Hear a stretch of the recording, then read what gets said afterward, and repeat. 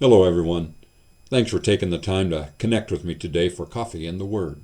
That time each day that we examine a verse from God's Word, and then we apply it to our lives so that we can become a little more like Jesus today than we were yesterday. So grab that cup, and we'll get started.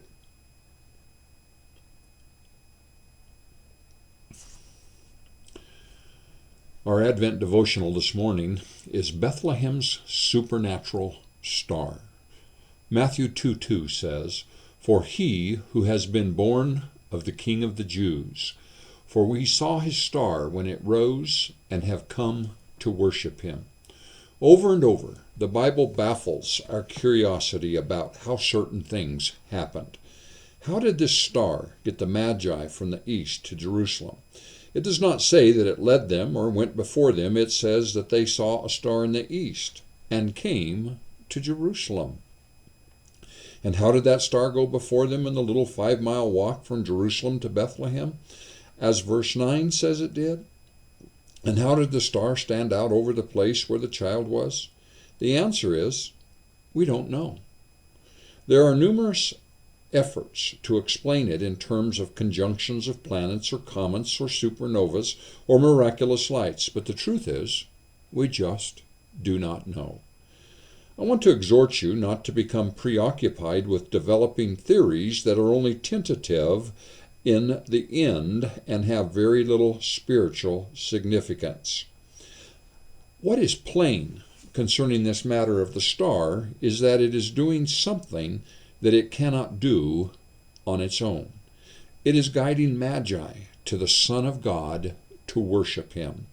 There's only one person in biblical thinking who can be behind such intentionality in the stars: God himself. So the lesson is plain. God is guiding foreigners to Christ to worship him, and he is doing it by exerting global, probably even universal, influence and power. Luke shows God influencing the entire Roman Empire so that the census comes to the exact time to get a virgin to Bethlehem to fulfill prophecy of her delivery. And Matthew shows God influencing the stars in the sky to get foreign magi to Bethlehem so that they can worship him. It's God's design. He did it then. He's still doing it now.